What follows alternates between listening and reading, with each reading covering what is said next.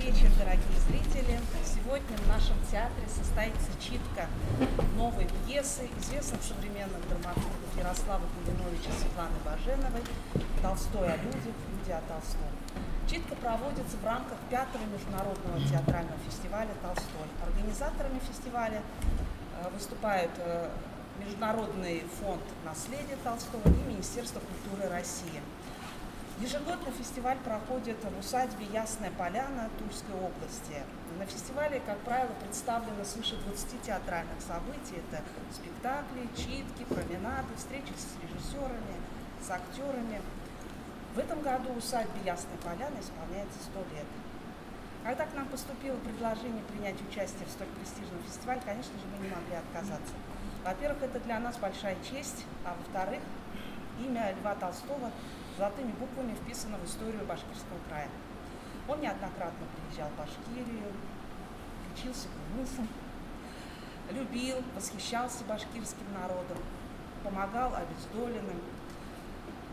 По впечатлениям от поездок по Башкирии оставил воспоминания и написал рассказы «Ильяс» и «Много ли земли человеку нужно». Документальная пьеса «Толстой о людях, люди о Толстом» основана на дневниковых записях Толстого, его тезисах, а также на книге посетителей усадьбы Ясная Поляна. Чтобы окунуться в усадебный мир, драматурги прожили в Ясной Поляне 10 дней. Брали интервью у жителей деревни, у работников музея и написали вот такую пьесу, которую вы сегодня прослушаете. Надо сказать, что параллельно читка идет еще и в других российских театрах страны. Это Рязанский ТЮЗ, Новосибирский театр «Старый дом» и молодежный театр Челябинска.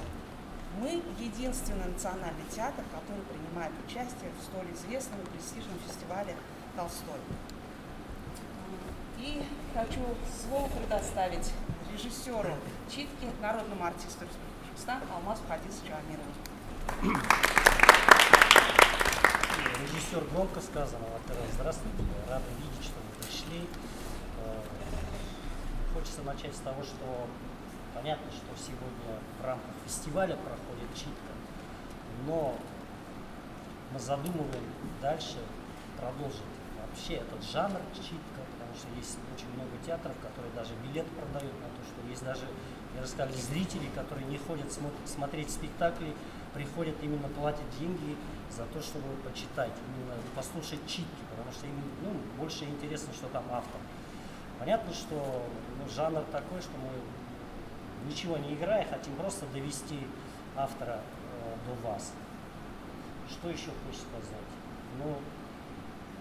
С тех пор, как древние финикийцы придумали деньги, артист в аплодисментах не нуждается, говорят. Это шутка, конечно. Так как мы сейчас деньги не берем ни с кого, так что бесплатно, но в дальнейшем, наверное, найдутся те, которые прямо будут билеты покупать, заходить там, чтобы присутствовать в читках. Но для того, чтобы просто так вас, чтобы вы не чувствовали себя в том, что я без билета пришел, посижу, давайте. Мы решили вас тоже вовлечь в это действия наши. Хотели бы, чтобы вы нам помогли чуть-чуть. Поэтому я всех представлю, но в пьесе есть экскурсанты, которые ходят по музею, они смотрят, у них есть слова. Поэтому мы хотели бы, чтобы как-то оказаться ближе, вам раздать слова, чтобы вы нам помогли, чтобы тоже почитали. Хорошо? Там по картинам все расписано. Я вам раздам слова сейчас. И как только я говорю, там, допустим, картина 2, могиле подходят экскурсанты, вы сразу начинаете это читать. Ладно, это оживит, и вы нам поможете, конечно. Так, давайте так, ребят, это будет интересно. Так, поехали. Так, давайте так, картина 2. Вот сколько тут человек? 6 человек, хорошо? Вот эта группа, 1, 2, 3, 4, 5, 6, 6 человек. Да? Как только я говорю, картина 2, вот все. 1 вы, 2 вы, 3, 4, 5, 6. Хорошо? Читаем? Читаем, все нормально. Громко, как в школе, вот так встаем и читаем. Хорошо? Один за другим. 1, 2, 3, 4, 5, 6. Хорошо? Это 2 картина. Так, теперь. Так, тут 5 картина. Ребят, берем. Вот 5. Хорошо, подряд прямо. 1, 2, 3, 4, 5. Вот они, вот как раз. Теперь в 9 картине тоже есть 3 человека.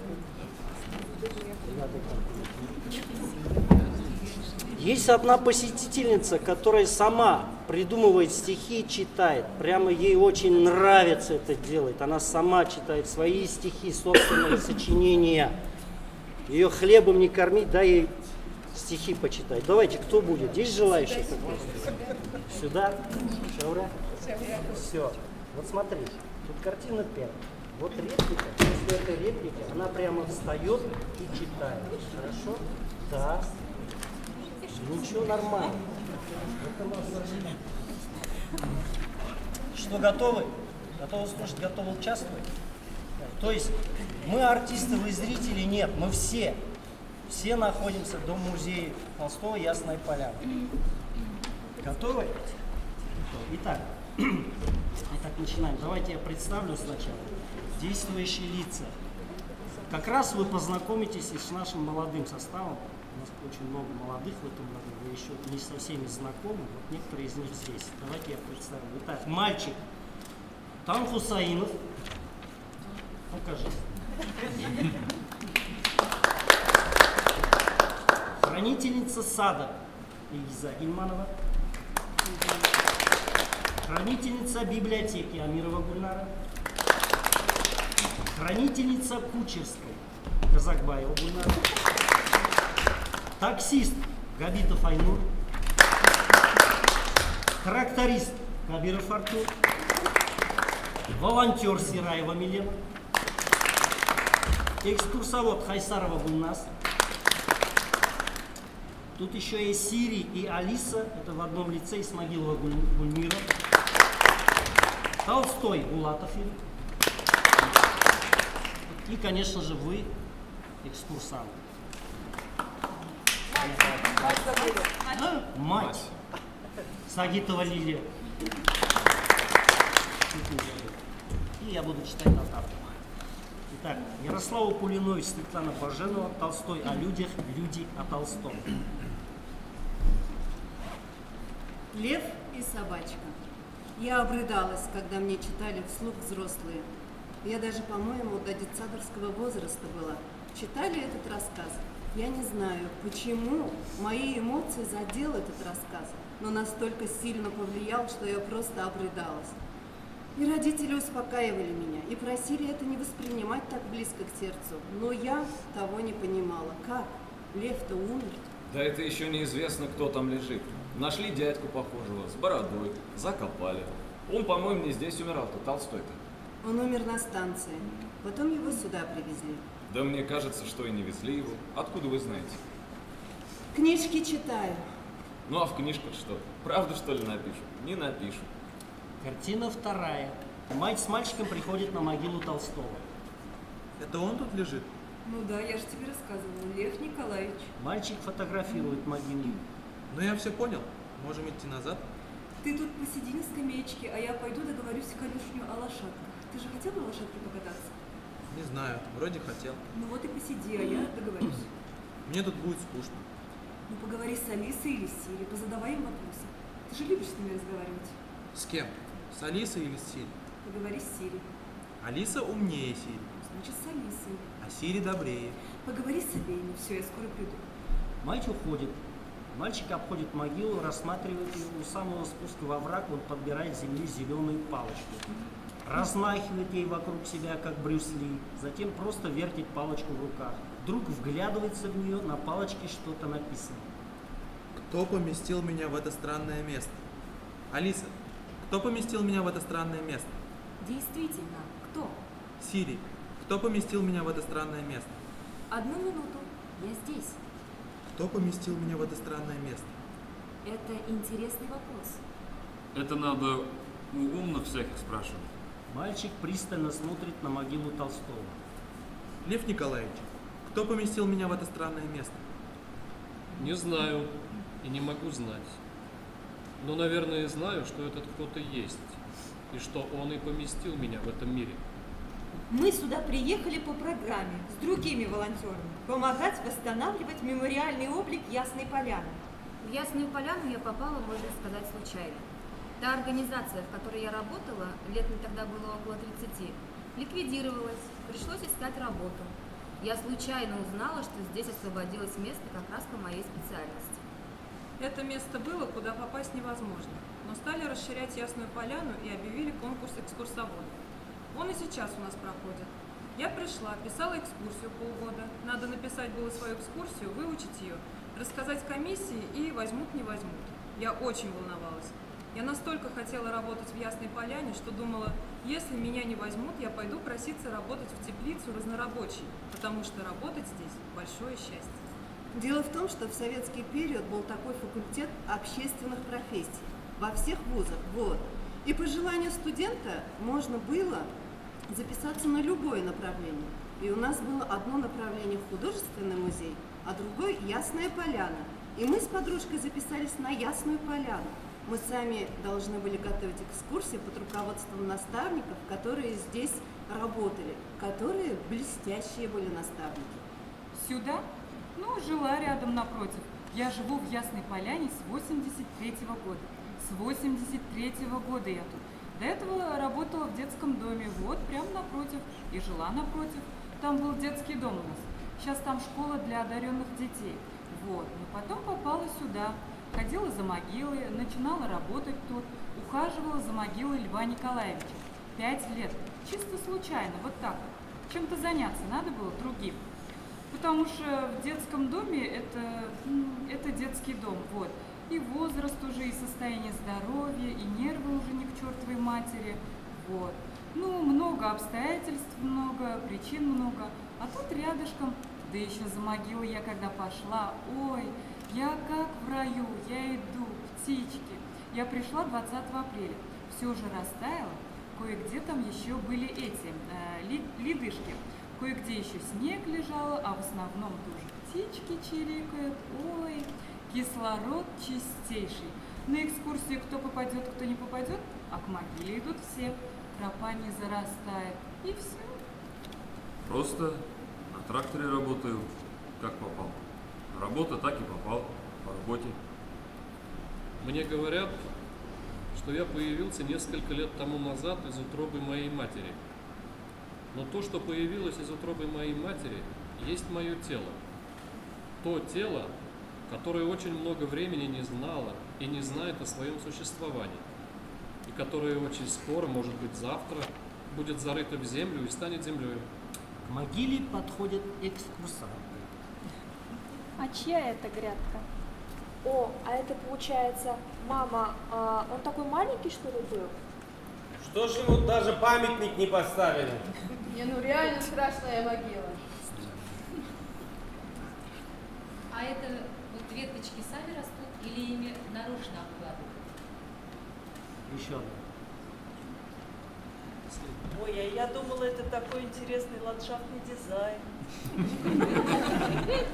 Это необычно, что главный объект могила, да?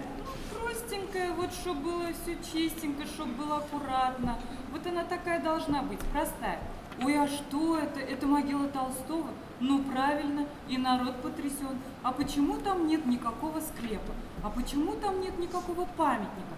А я объясняю, уважаемые господа, иначе никак нельзя. Весь памятник вот, Ясная Поляна, Льву Николаевичу. Вот он, памятник.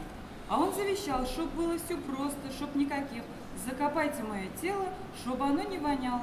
Да, закопайте, чтобы оно не воняло. Так написано у него в этом самом, да? Снесите его в старый заказ на краю большого оврага и закопайте, чтобы оно не воняло. За усадьбу еще говорят, ой, мы-то думали, вот Петергоф. Я говорю, уважаемые господа, вы сравниваете несравнимые. Во-первых, Петергоф – царская резиденция, а Лев Николаевич, он деревенский помещик. Помещик, да, граф, знатный, роды знатные, и отцовские, и материнские. Но значимость-то еще другая. Великий человек, гениальный человек. А к нам китайцы приезжали. Они искали тут мавзолей с Лениным. Перепутали Ленина с Толстым. Картина вторая. Алиса, что такое мир, в котором я застаю себя? Если карта верна, вы находитесь по адресу Россия, Тульская область, Щекинский район, Ясная Поляна. Сири, что такое мир, в котором, входя в разум, застаю себя? Одну минуту. Занимаюсь этим. Произошла ошибка. Повторите попытку. Лев Николаевич, что такое мир, в котором я застаю себя? Мир этот не моя семья и мой двор, Ермилиных или Толстых в Ясной Поляне, а это весь огромный мир всех людей, населяющих планету Землю. И в Сиаме, и в Исландии, и Мадагаскаре, и во всех местах, которые я знаю и о которых не знаю. И мир этот составляет не только те 1500 миллионов людей, которые, как я слыхал, населяют теперь Землю, но еще и все те миллиарды людей, которые жили до меня, во времена, известные мне, и в продолжении еще многих тысяч лет, во времена, неизвестные мне, а также и те люди, которые теперь рождаются, растут и будут жить еще бесконечное количество лет, когда от моих костей не останется никакого признака. Приезжали потомки Льва Николаевича. Вы в курсе, да? Вот. И вот в один, из первых приездов, значит, когда это было, в 2000-м или в 2004-м. Вот, и мы, значит, придумали. В Хамовниках есть скатерть. Татьяна Львовна на этой скатерти, значит, вышивала автографы и росписи гостей. Кто приезжал к нам там, в Москве. Приезжали туда гости, и они расписывались на скатерти. Знаменитые гости, кто там у них бывал. Она потом вышивала. Я предложил, давайте сделаем такую скатерть Толстых. Нашли скатерть старую льняную. Вот она, да. Я сама все вышивала. Предложили, говорим Толстому: Владимир Ильич, вот так и так, так и так. А он говорит: ой, слушайте, это же очень здорово. И все, и понеслось. И вот они тут все, в общем, кто был, по крайней мере, все они тут и расписались. Они расписываются ручкой, а я потом вышиваю. Вот Толстой, Владимир Ильич, это его роспись. Так, где-то тут Екатерина Александровна, где-то тут она, где-то тут она. Вот, Екатерина Александровна.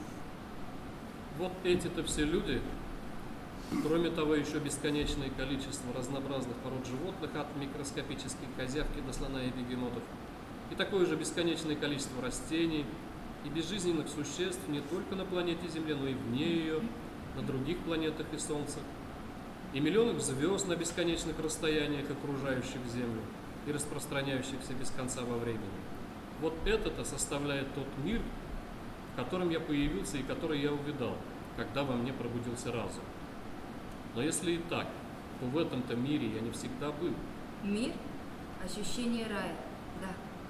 Когда здесь тихо, никого нет, утром рано приходишь, птички поют, солнышко светит, белки скачут. Лоси приходят зимой к нам под окна, косули скачут. Картина 3. Сири, зачем я явился в этот мир? На философию потянула. Алиса, зачем я явился в этот мир? Вот и я задаю себе тот же самый вопрос. Лев Николаевич, зачем же я явился в этот мир?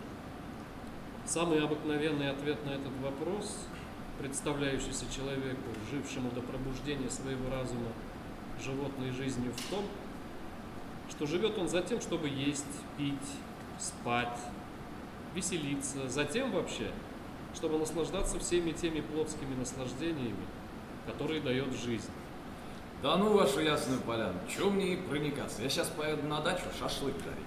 Вот там я и проникнусь. А у меня на даче вообще интересно. У меня там-то есть вообще такой перечень услуг, который, знаете, как бы любого заинтересует. Кто даже ничем не интересуется, и то заинтересует. Какая там Ясная Поляна. Экскурсанты проходят мимо могилы. Так, куда? Куда пошли-то? Так, разверни их. Сейчас догоню.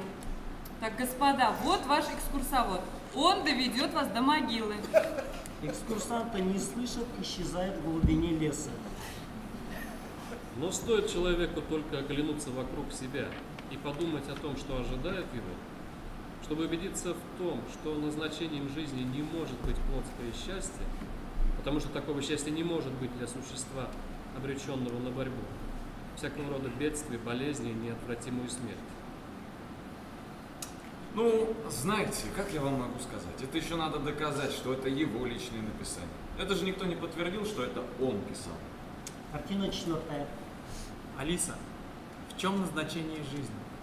Смысл и назначение жизни человека есть самая главная его особенность и отличие. исключительное свойство и способность, характерное только для него поле осознанного выбора целей, средств и действий. Смысл жизни человека есть активное волевое целеполагание и достижение поставленных целей. Сири, в чем назначение жизни? Одну секунду, еще работаю. Боюсь, я не могу ответить на этот вопрос. Лев Николаевич. Ни наслаждение, ни совершенствование своих способностей, ни совершение великого дела, ни даже содействие благу общества не может быть назначением жизни. Все это могло бы быть, если бы не было бесконечного по времени и пространству мира, и не было бы смерти. Дело в том, что у меня события тяжелые были, когда заболела мама. И это наложило отпечаток на восприятие мира. А потом я прочитала «Пьер Безухов в плену». Вот она, жизнь-то, которую он не видел в аристократических салонах-то. Искал и среди масонов, и где только не искал смысл жизни. А оказывается, вот оно, просто жить, быть человеком. А это большая ответственность перед всеми окружающими. Я по-другому стала воспринимать жизнь, по-другому. Вот она жизнь, вот он, Платон Каратаев, понимаете? Нет и не может быть никакого смысла в делах человеческих.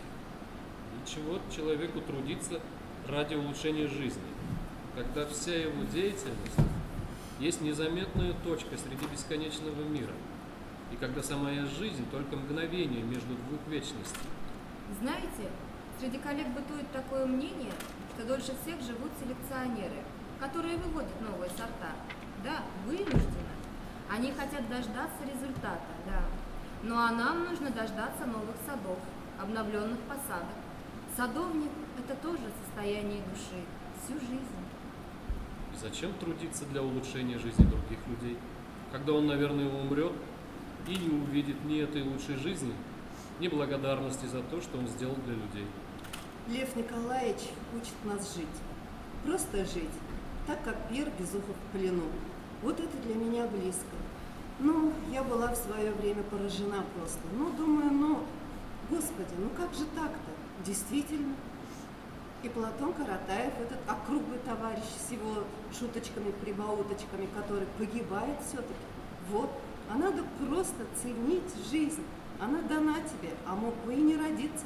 Вот все, что можно сказать на это. А мог бы и не родиться. Есть же нерожденные души. Главная цель человека – борьба со злом в себе. Потому что зло есть в каждом из нас. Но мы должны как-то исправляться. И для этого необходима любовь, только любовь. Такая человеческая, настоящая. Был такой случай, это был, в общем-то, конец года. И наш музей весь отправился на корпоратив. А мы работаем до 5 часов, а корпоратив, допустим, в 6. Нам надо доехать до Тулы, надо успеть. Я звоню в кассу, спрашиваю. Скажите, девчонки, у нас там посетители есть? Не отвечают. Там одна бабуля с билетом, просто, без экскурсии. Она сейчас быстро пробежит и все. Можно будет музей закрывать. И я подождала, приблизительно как вот она пройдет. Выхожу в переднюю, хочу отпустить смотрителей, закрыть за бабулей дверь. А она такая, в общем-то, бодрая очень, но в серьезном уже возрасте. И я с ней разговорилась. Она задала несколько каких-то вопросов, уже не помню, о чем она, в библиотеке, наверное, спрашивала. Но я начала ей рассказывать, а потом спросила, а вы вот одна? Она задалась вопросом, как же я пойду на могилу-то? Потому что уже темно. Мы работаем до 5, а в декабре всегда в 4 уже темно.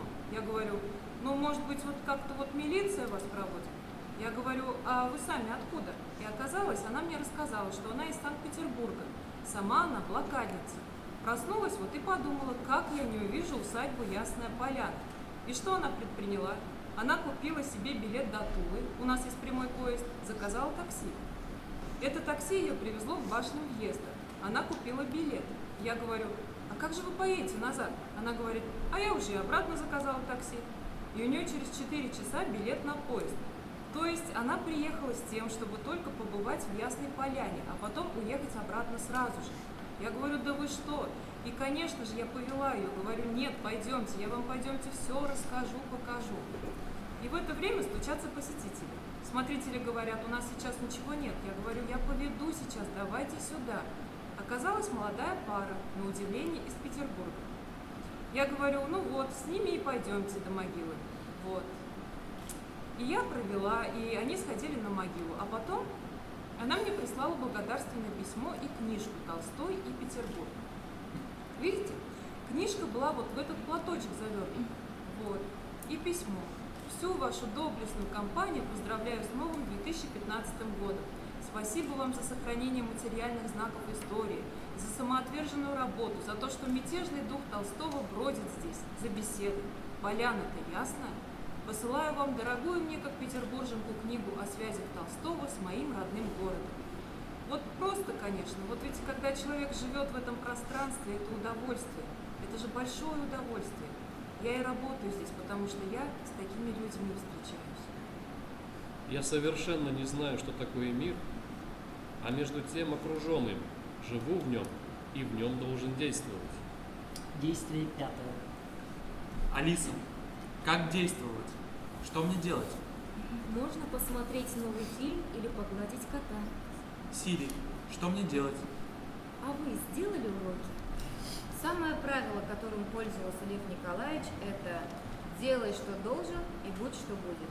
Вот. И еще не делай людям того, чего бы ты не хотел получить в ответ. Чего не желаешь для себя. Вот это два постулата, которыми руководствуюсь лично я. Что там за других сотрудников, сказать не могу. Лев Николаевич, что мне делать? Все, что мне хочется делать для блага того, начавшегося в этом мире и имеющего кончиться в нем существа, которое я считаю собой, все это напрасно и не имеет никакого смысла. Для меня главное качество Льва Николаевича – это честность перед самим собой. Крайне редкое будет, крайне редко. Мы все умеем со своей совестью договориться, а он перед собой абсолютно честный человек, он нигде себе не солгал. Меня это поражает. Очень многое, с чем я не соглашаюсь с ним, в дневниках бывает, в каких-то письмах или в социальных произведениях, философских. Но как-то вот поспорить, возразить даже мысленно, я не могу себе этого представить. Я бы постеснялась ему возражать. Меня оскорбляют, например, какие-то вопросы о Толстом, какие-то, ну, вот такое неуважение, когда, например, смеются и оправдывают себя. Бывает часто, когда люди, ведь Лев Николаевич все про себя честно и искренне писал, вот про период, тот же Казанский, период служения похоти, разврату и пьянству. И прямо люди вздыхают с облегчением. Я-то, мол, такой же, понимаете? И вот они себя этим оправдывают, в том смысле, что я-то ведь ничем не отличаюсь, он тоже был такой. И с этой точки зрения они идут спокойно и в своих грехах, еще и осуждают. Осуждать? Никогда, ни за что. Не судите и не судимы будете, только поэтому. Осуждать нет. Дать совет? Да нет. Я, пожалуй, никогда бы не решилась на такие вещи. Спасибо бы сказала за то, что мы до сих пор кормимся за его счет. Приходят экскурсанты. А здесь действительно Толстой похоронен? Или там что-то подлинное? Молчим, слушаем, наблюдательно смотрим. Говорят, Толстому на память от матери остались себе большие лучистые глаза. Когда я узнал, что Толстого называли нехристом, это для меня было поражение. Насколько я знаю, при советской власти Толстого очень ценили. Но нравилась большевикам каштанка. Одна из посетительниц принимается читать стихотворение собственного сочинения. Прямо встань. Давай. Так уж получается, в жизни иногда милые приходится покидать места. Но где б ни скитался я, всюду он со мной, лишь музей Толстого, Щекинский район. Тульские засеки и лугов простор, там сады медовые, там лугов не счесть. Есть такое место, уголочек есть. Брошу все, уеду, заблужусь в лесу, искупаюсь в речке, ягод принесу. Я пройду по комплексу, на пруды зайду, и в цветах пушистых душу заведу. Надо быть готовым к самым неожиданным проявлениям человеческой индивидуальности, порой выходящей за рамки наших представлений о нормальности. Было время, когда по Ясной Поляне прогуливалась женщина, одетая в белое длинное платье, чем-то напоминающее наряд XIX века. Вообразите ситуацию. Ты ведешь экскурсию, рассказываешь детям о том, как Лев Николаевич устроил здесь школу. Вдруг к вам подходит совершенно неизвестная дама и говорит: «Здравствуйте, дети! Вы знаете, кто я? Я графиня Софья Андреевна. Вы пришли в гости к Льву Николаевичу? Дети, принимая все происходящее за игру, отвечают утвердительно. «Проходите, он ждет вас у себя в кабинете», — говорит она и медленно удаляется. Все это со стороны кажется неординарной инсценировкой, но ты-то прекрасно знаешь, что никто этого не готовил, никаких костюмированных представлений нет, а столкнулись вы с, мягко говоря, нездоровым человеком. Посетительница продолжает. Пасека, теплицы, кони в табуне. У продать детишка не видится мне. Здесь людей прекрасных будет честь. Здесь творил писатель и учил людей. Много умных книжек барин написал. Вы учитесь, дети. Выходя, сказал. Попрошу по лесу, по тропе пройдусь, на могиле гения тихо покладусь. До сих пор мы помним, в доме Толстого в передней экскурсовод стоит на ступеньках и рассказывает, какие тут книги, туда-сюда, часть библиотеки и все прочее. Вот поднимаются наверх, идут в зал, и одна экскурсантка вдруг восклицает: «Ой, шкаф, как у нашей Алки! И еще это же женщина непосредственная. Ой, а кто это с крыльями-то тут?» Вот детская непосредственность нашего человека меня всегда умиляет. Посетительница не унимается. Герои всего мира едут в гости к нам, походить по тропкам, где бродил Толстой.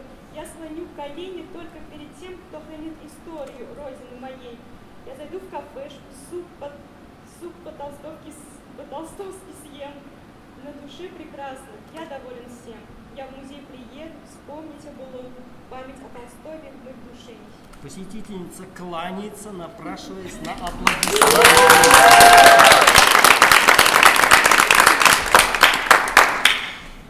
Какие бы вышли люди, если бы их не портили. Вообще, яснополянские крестьяне, живя тут, я сделала вывод, что народ привык с ним общаться на равных. Вот. Софья Андреевна, она была как бы дистанция была, да? Олег Николаевич, он как бы там ни было, чтобы там, кто бы он ни был, да, но он был как-то ближе. Даже разговор, даже его речь. Вот почитать его произведение, его язык. Все равно близко, все равно. Но кто пойдет к барину? Кто пойдет к барину просить денег там? На сарай там, крышу покрыть, или корову купить там, или что-то. К какому барину много ходили? А ведь к Толстому шли. Причем ведь не только шли яснополянские. Избалованные они по жизни, вот избалованные. Вот они привыкли, что им давали, что им помогали. Вот. Я думаю, что да, избалованные, чтоб кто-то о них позаботился. Потому как они привыкли. Ну, может быть, и сам испортил. Может быть. От гостей усталости нет, если бы они себя вели прилично. А то ходят сюда некоторые уже и думают, что здесь парк развлечений. Парк культуры и отдыха требует качели для детей поставить, карусели. Претензии такие высказывают. И безбашенное поколение, которое уже своих детей народило, все рвут. Мне понравилось, я должен сорвать. А то, что другой человек пройдет и не увидит уже эту красоту, ну тебе понравилось, ну сфотографируй и иди дальше. Ходят где хотят. В общем, ведут себя, вот это мне не нравится. Посетители иногда спрашивают вообще, такой загнут, что ой-ой-ой. Я говорю, извините, ну а вы что, по молодости глупости не совершали? Вы идеальные? Во всех отношениях всегда были и есть? А, ну да. Вот, ну, народ у нас как, ну, кто-то, что-то, а мы вот в интернете что-то вычитали. Ну, при чем тут интернет, я говорю? Ну, пишут много чего там, пройдите вот, почитайте. Из контекста обычно вырывают. Вот, ну, прожить 82 года, иметь огромный опыт жизненный, всякий разный, да и военный, и все на свете, и жизненный, и в деревне. Ну, жизнь-то длинная прошла, 82 года. Это не вот. Картина 6. Алиса, как жить по совести? Как все, легко и просто. Радуйтесь жизни. Ну, по совести-то так не получится. У меня получается. Ха. Сири, как жить по совести? Никак. Смиритесь с этим. Лев Николаевич, как жить по совести? Люди живут либо свыше совести, либо ниже совести. Первое мучительно для себя, второе противно. Я живу выше совести, и она не догоняет. И в том, что оскорбляюсь, и все чувственное тщеславие, что не хочется не печатать до смерти. совесть — не делать людям того, чего бы ты не желал для себя. У каждого своя правда, есть такое выражение. Чем руководствоваться? Христовыми заповедями. Я так считаю. Не делать зла никому. По-доброму же, по-доброму. Делать добро. С негодяями, как с ними поступишь? Перевоспитывать? Как? Наказывать? Как? Ну, негодяи разные, да? Есть негодяй конченый, а есть негодяй, который еще от него можно чего-то добиться как-то, да? Во-первых, распознай его. Такой совершает поступок, потом раскаивается. Опять что-то, опять. Ну да. Не согрешишь, не покаешься. Ну вот, позиция такая у меня. Это то, что всякий человек, как бы он ни был порочен, преступен, не учен, не умен, какие бы он ни делал гадости и глупости, непременно считает себя совершенно правым. И сердиться на него за это нельзя и не надо. Ему нельзя не считать себя правым. Если бы он не считал себя правым, он не мог бы жить так, как он живет. Так что к негодяям конченным с ними тоже надо. Изолировать их надо, да. А не кончено? Ну а что с неконченными? Как определение давали совести? Голос разума внутри нас. Так что вот что такое совесть? Голос разума внутри нас. Ну да, вот так. Все понятно. Что, ничего не понятно, да? Вообще все очень сложно.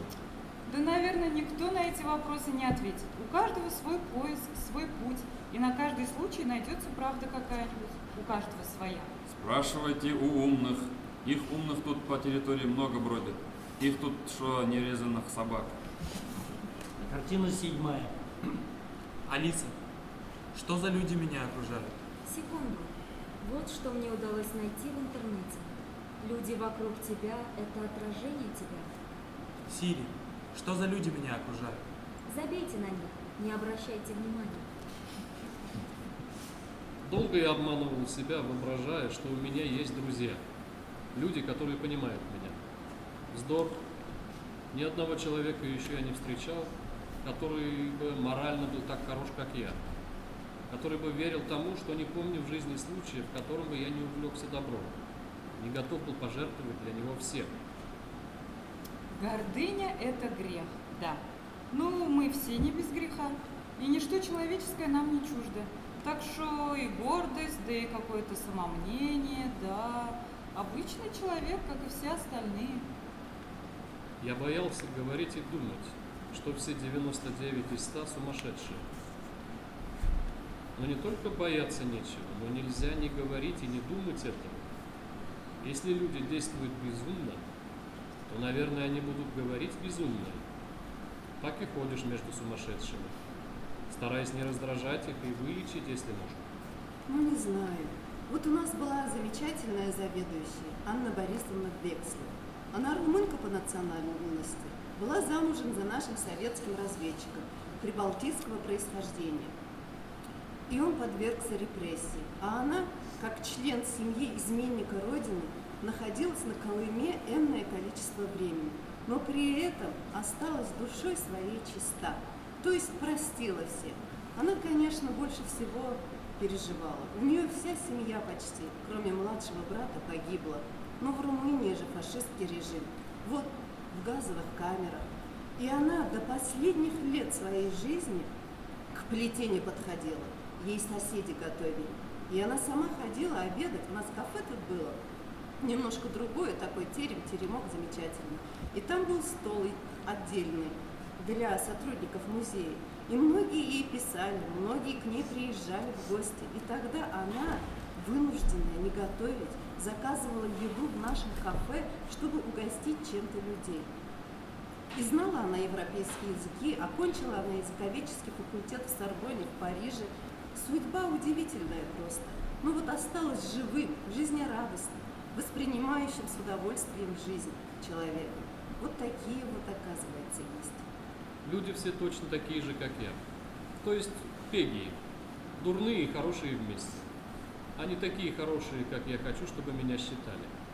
Не такие дурные, какими мне кажутся люди, на которых я сержусь или которые меня обидели. Я испытываю стыд перед ним, как перед человеком. Оправданием для меня, в общем-то, являются люди, которых я вижу, которые уходят другими, которые говорят: «Я буду читать Толстого». Я всегда свою экскурсию заканчиваю словами: «Читайте Толстого». И когда я понимаю, что уходит человек, и он будет читать, это я должна его понимать, Льва Николаевича. Вот я читаю, и даже если я с чем-то не согласна, я должна, потому что если я не буду искренне в своем чувстве к нему, я не смогу его передать другим людям. Все-таки я его люблю. А еще был Николай Павлович Пузин. Это был, как говорили артисты МХАТа, замечательный артист. А сейчас мы с вами в благоговейном молчании пройдем молча через комнату Толстого. Вот обычно он так говорил, потому что народу тьма. И в благоговейном молчании народ проходил, воспринимая все как счастье, что он тут к этому приобщился. И ничего не задавая никаких вопросов. Вопросы все на улице. Он нам говорил: девочки, похороните меня рядом с Асей. Ну, конечно, его воля была исполнена. На Кочаках старое кладбище Толстых-Волконских. Там его похоронили. Картина 8. Алиса, есть ли рай на земле? Рай находится везде, где бывает хорошо и уютно. Сири, есть ли рай на земле? Хорошо, вот что мне удалось найти по вашему запросу. Включает песню Димы Билана «Рай». Люди много раз придумывали жизнь лучше той, какая есть. Но кроме глупого рая ничего не могли выдумать. Самая чистая радость – это радость природы, говорил Толстой. И вы сейчас ходите, смотрите на всю лепоту-то эту. Это же сейчас свежая зелень, травка. Это ж чудо какое-то. И каждый год возрождается и вызывает восхищение. Как не любоваться этим? Уточки вот сейчас улетели куда-то. А то были у нас тут уточки. В большом были. Что бы ни происходило на работе, даже вот какие-то там, ну, бывает же, вышел в парк, тебе сразу хорошо, прям сразу хорошо. Наверное, это зацикленность, но это такая счастливая зацикленность. Есть моменты, которые накладывают на меня отпечаток, что я сотрудник музея Толстого. Ну, как у любого человека. Профдеформация существует. Женщины в шалях, они существуют. Я себя иногда ловлю на том, что я женщина в шале. Кучерская, да. Мы тут организуем, значит, чаепитие. Вон посуда у нас, все это есть, самовар у нас тут есть. Значит, надо печку мы затопим, вот.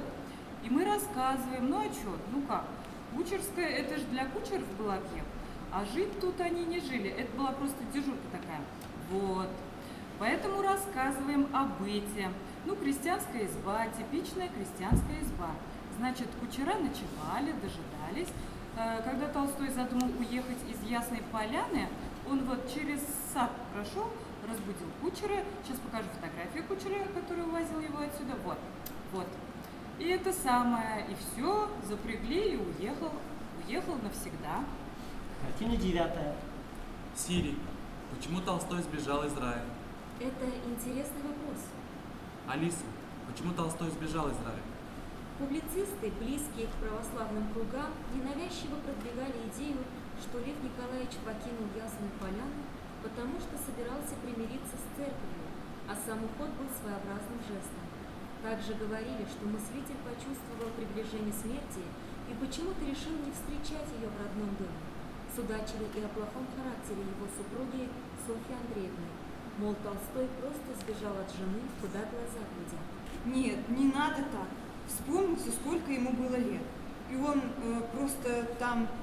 Мне очень понравилась книжка Басинского. Очень все правильно он написал.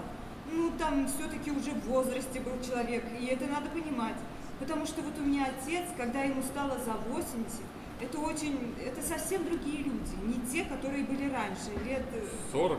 Да, да, и 10 даже лет назад. Меняется психика. Он уже был очень старый, он устал. Он уже устал от тех проблем, которые ему там пытались его, так сказать... Выше его сил. Да, да, да. Он еще хочет, но понимает, что не может. И из-за этого у нас вот был старичок-волонтер, и он очень хотел помогать, и что-то делать для общего блага, да. И он не мог, ему физически было тяжело. У него в глазах прям было видно, как темнело от каких-то самых даже небольших нагрузок. И мы всегда придумывали, чем его занять, потому что ему вот было важно помогать. Он уже ничем не мог помочь, но ему вот это вот было важно. Лев Николаевич, почему Толстой сбежал из рая? Мне тяжело и скучно говорить. Да, рай. Ну, во-первых, природа, во-вторых, все это, деревня. Убежал, значит, не мог он уже больше. Вот этот рай, наверное, его и душил. А может, влияние еще, да? В его сомнением возможно воспользоваться. Доброжелатель, да? Вы такое не исключаете? А кто доброжелателен? Ну, а Чертков? Какое влияние он на него оказывает?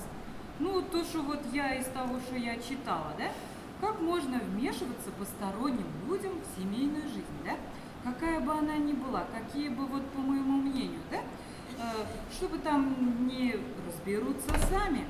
Я вот так думаю, если бы, допустим, Чертков, конечно, если бы не вмешивался, может быть, и не было бы вот этого, ведь постоянно, ну, когда зудит тут по мозгам, да, и всякие козни там строит, и обвиняет, там, Софью Андреевну обвиняет, какая она там, что там она, я думаю, это тоже немаловажную роль сыграло.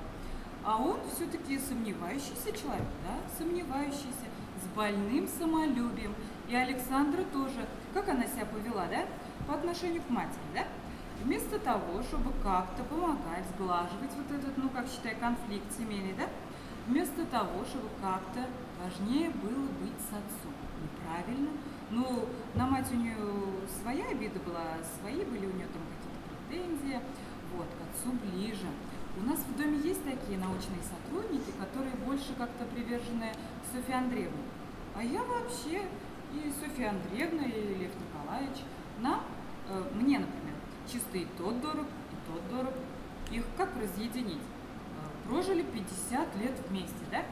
И того жалко, и того стараешься понять, и другого понять, вот так вот, да? Вообще семейная жизнь – это очень сложная вещь.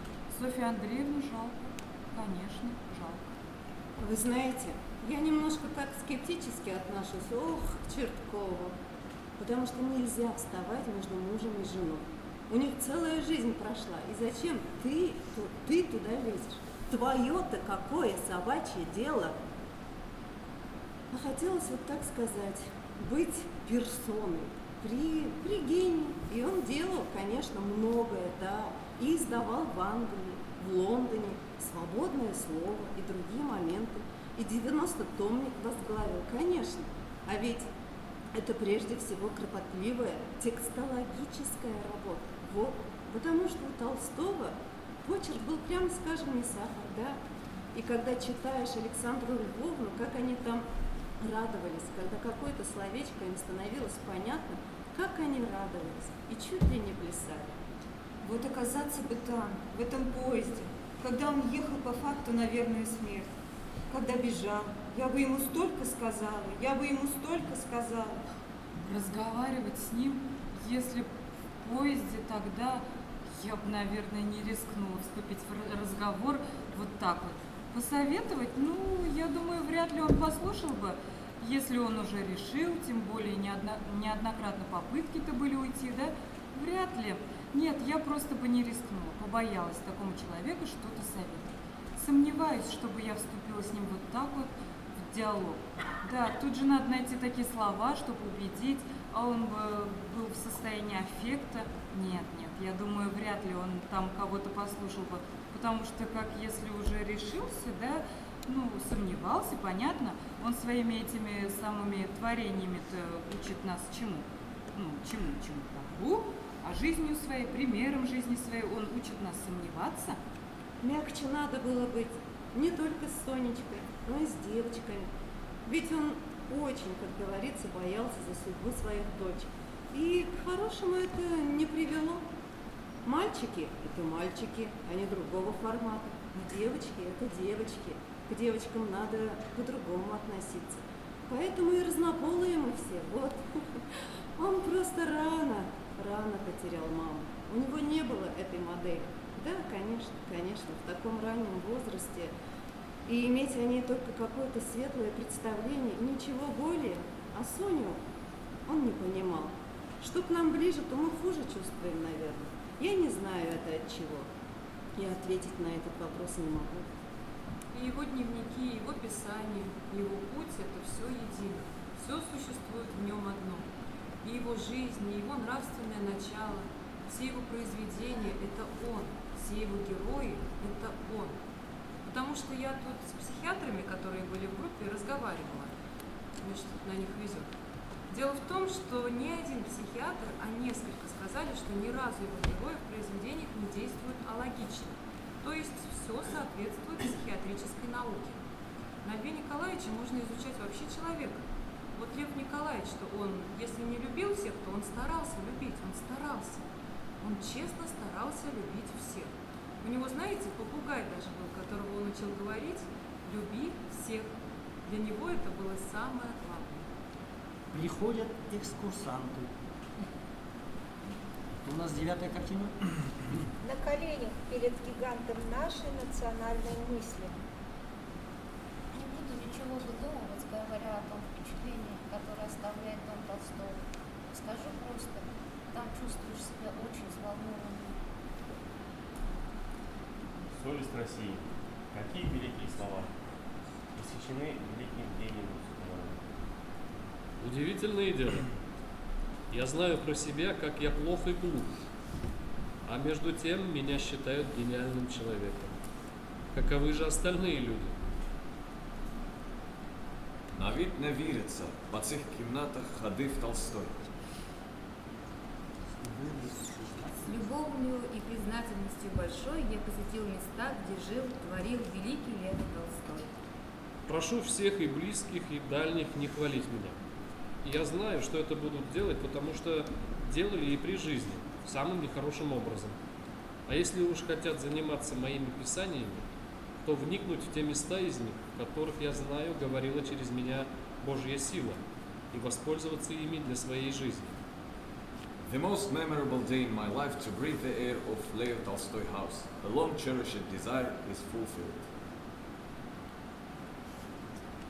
Мальчишка, я читал отцу и аварским старикам Хаджимурат. Они сказали, человек не может написать такую правдивую книгу. Наверное, ее создал Бог.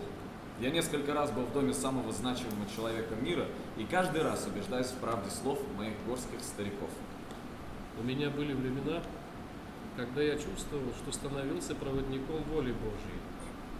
Часто я был так нечист, так исполнен страстями личными, что свет этой истины затемнялся моей темнотой. Но все-таки иногда эта истина проходила через меня, и это были счастливейшие минуты моей жизни. Читать Толстого счастье, посещать Ясную Поляну, прикосновение к великому. Сбылась моя мечта. Я побывал в Ясной Поляне. У литературы нет границ. Вклад в литературу Толстого принадлежит не только русскому народу, но и народу всего мира. Какие же счастливые мы, какие же счастливые наши дети, что у всех у нас есть Толстой. Дай Бог, чтобы прохождение их через меня не осквернило этих истин. Чтобы люди, несмотря на тот мелкий нечистый характер, который они получили от меня, могли бы питаться ими. В этом только значение моих писаний. И потому меня можно только бранить за них, а никак не хвалить. Вот и все. Велик, велик, как сама Россия. Велик, велик, велик. Лев Николаевич вообще не одобрил бы всю эту организацию. Конечно, иногда с коллегами мы задаемся этими вопросами. Как бы на все это посмотрел Лев Николаевич? Как вот он говорил, умирая на станции, столько в мире интересного, а вы смотрите на одного льва. Конечно, с его точки зрения это было бы неправильно сохранять все это. Хранить его одежду. Ну, простите, он бы этого вообще не понял. Только бы не согрешить и не иметь зла. Теперь нету. Картина 8-я, по скрипту. Лев Николаевич, жизнь это хорошо? Жизнь — серьезное дело. Ах, как бы всегда, особенно в минуты решения помнить это. Гуляя, особенно ясно, живо чувствовал жизнь телят, овец, кротов, деревьев. Каждый, кое-как укоренившийся, делает свое дело. Выпустил за лето побег, семечко елки, желуди превратились в дерево, в дубом, и растут. И будут столетними, и от них новые. И также овцы, кроты, люди. И происходило это бесконечное количество лет. И будет происходить такое же бесконечное время. И происходит и в Африке, и в Индии, и в Австралии, и на каждом кусочке земного шара. А и шаров-то таких тысячи, миллионы. И вот когда ясно поймешь это, как смешны разговоры о величии чего-нибудь человеческого или даже самого человека. Из тех существ, которых мы знаем, да, человек выше других. Но как вниз от человека бесконечно низших существ, которых мы отчасти знаем, так и вверх должна быть бесконечность высших существ, которых мы не знаем, потому что не можем знать. И тут-то при таком положении человека говорить о каком-нибудь величии о нем смешно. Одно, что можно желать от себя, как от человека, это только то, чтобы не делать глупости. Да, только это. По некоторым вопросам я веду со Львом Николаевичем внутренний диалог. Я просто думаю, а как бы он воспринял вот эту ситуацию жизненную? Вот и все. Как бы он воспринял? Я могу только от себя представлять, а не от него. Я не могу от него представлять. Я каждый день не то, что имею возможность, я обязана читать Толстого. Я каждый день читаю Толстого. Для меня это всегда было удовольствие. А когда это еще моя работа, это вообще удовольствие. А когда я получила возможность общаться с предметами Льва Николаевича, то это, вот понимаете, казалось бы, вот должна привыкнуть. Я не привыкла.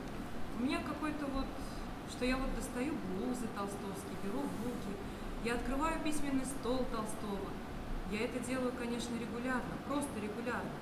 Но ведь это такая интимная вещь. Письменный стол, в котором, ну, понимаете? Вот здесь, говорю, одни чокнутые остаются. Ну, потому что, извините, за ту зарплату, которую нам здесь платят, это только или которые не любят бегать с места на место остаются люди, или просто преданные своему делу. Когда человек один, ему легко быть хорошим. Только сойдись с другими, и он становится дурен. И чем больше людей сходятся вместе, тем труднее ему держаться от дурного. От этого так важна, нужна любовь. Только с нею, не делаясь хуже, могут сходиться люди. Наша сотрудница Татьяна Васильевна про себя рассказывает. Ей уже 65 лет, как она пришла в дом Толстого, и как про нее ее наставница говорила, вот девочку приучает. Также и она меня взяла, и вот девочку приучает. И все передается из рук в руки. Конечно, она для меня как наставник, учитель, и поэтому это очень важно. Я не могу какие-то ценности ее придать, я их усваиваю, они становятся моими ценностями. А я вспоминаю, как Лев Николаевич вывозил своих школьных воспитанников в самарские степи, и они ночевали летом на сеновале. И он вставал весь в этой соломе, а его ученики говорили: «Ой, Лев Николаевич, что ж ты страшен-то?» Вот он весь такой захламленный оказывался. Но вылезал же из сеновала, из стога сена. У меня у бабушки тоже его книги есть, подлинники. Ну, книжки, она здесь сама была. Ну, прабабушка жила. Да старые-старые, вот 6 штук с ятями. Очки разуй! Там знак же висит! Да, она перегуляла, походу, в Поясной Поляне. У нас были интересные обзоры литературы. Вот были обзоры литературы, и каждый со своей точки зрения рассказывал нам о книгах тех или иных, связанных с Толстым. И всем было интересно. И мы думали, как хорошо, что мы здесь находимся и можем друг другу рассказывать, поделиться, обсудить. Потому что общение – это самое главное. Мы существуем в госзадании. Мы находимся на содержании государства. И у нас есть госзадания, которые мы должны исполнять. И каждый год нам увеличивают количество посетителей. До пандемии у нас было по 50 экскурсий в день, по 15 человек. Смотрители гонят, закрывают двери, быстрее, быстрее. Люди возмущаются, мы сюда из Москвы приехали. Это во всех музеях так. В Болдино хуже, чем у нас. А миссия музея в том, чтобы сохранить наследие. Для того, чтобы человек глубже прочувствовал тот же роман «Война и мир». Предметный ряд, книги, конечно же, библиотека. Это самое главное. И рукописи самое главное. Потому что все остальные предметы – это потом. А тут возможность следить за мыслью человека, великого человека, и общаться с ним. Это невероятное удовольствие. Прикоснуться к этим рукописям и следить за его потоком мысли – это же вообще. Потому что возможность прикоснуться к чему-то великому, что имеет воздействие на всех остальных. Ведь люди ищут нравственные ориентиры в Толстом. Мы им помогаем искать эти нравственные ориентиры. Когда-то у дома Толстого рос вяз. Потом это дерево погибло. Потом посадили новое, вот. И по традиции Толстых там висел колокольчик. Так вот, охрана, которая здесь по ночам работает, уверяла, что никого нет, а колокольчик взял и зазвонил. Подбегают, но нет никого. Все кругом обошли, никого нет, а колокольчик звонит. Или хранители дома Толстого рассказывали. Там же вот эти комодики, шкафы, все там с вещами, все. Да-да, вещи, которые Софья Андреевна хранила. Детские рисунки, вот. И хранитель дома Толстого рассказывал. Но не могу открыть какой-то шкаф. Долго-долго ходила. Говорит: Софья Андреевна, ну хватит меня мучить. И шкаф открылся. В могиле Толстого возвращается мать мальчика. Ну все, договорились, пошли. Мальчик идет к матери. Подожди, я тебя сфоткать забыла. Давай, вставай к могиле. Мам, может, не надо? Ну как не надо? Давай вставай. Столько сюда ехали в электричке, а ты не хочешь. Чтоб я еще с тобой на экскурсию поехала. Мальчик покорно встает у могилы Толстого, мать берет в руки телефон. И выбрось эту палку. Ну, мам. Я сказала, выбрось. Ходишь, всякий мусор подбираешь. Мальчик выбрасывает зеленую палочку во враг. И лицо попроще сделай. В каком смысле попроще? Ну, улыбнись хотя бы, я не знаю. Мальчик улыбается, мать делает несколько фото. Пошли, горе луковое. Мать с мальчиком уходит. Если помнить одно, что я человек, недавно появившийся в этом непонятном мире, и очень скоро долженствующий из него исчезнуть, то нет никакой разумной цели в этой жизни, и не стоит ничего делать. Все ничтожно, все не нужно. Все, что будешь делать, все будет бессмысленно. А между тем, пока жив, необходимо нужно что-то делать. Вся жизнь есть деятельность человека в мире, как лошади на колесе. Лошади нельзя не идти, этим самым ходом не двигать колеса. И человеку нельзя не делать чего-нибудь, и этой самой деятельностью не участвовать в движении всего мира. Так что, несмотря на то, что для меня, для человека и для всего мира, как ни поверни, жизнь моя бессмысленна, мне все-таки надо действовать. Какая-то сила поставила меня в такое положение, что я должен действовать. Не для себя и не для мира, а для чего-то мне непонятного. Свободен только тот, кому никто и ничто не может помешать сделать то, что он хочет. Такое дело есть только одно – любить. Конец.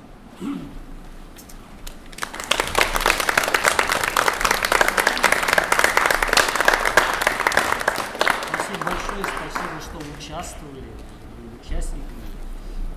Ну, если есть какие-то вопросы, мы можем поговорить. Давайте. Может, у кого какие-то вопросы? Я уже говорил Айрат Ахтямович, мы собираемся продолжить это не только в рамках фестиваля, но и вообще читать. Если это будет вам интересно, конечно, мы будем давать анонсы. Хотели бы, чтобы это стало популярным, потому что пьес очень много наших уфимских драматургов участвуют, что отрадно, потому что фестивалей много именно драматургии. Да? Поэтому, если интересно, что-то понятно, что-то непонятно, спрашивайте. Можем поговорить. Спасибо вам большое. Было очень интересно. Приеду в Москву, теперь съезжу в Ясную Поляну. После ваших, да, это меня на это сподвигнуло. Спасибо еще раз. Говорят, прозвучала мысль, говорят музыканты, слушайте Баха, играйте Баха, будьте вместе с Бахом. Также надо читать. Читайте Толстого, читайте Толстого, читайте Толстого. Ну что, все? Все, мы закончили? Спасибо.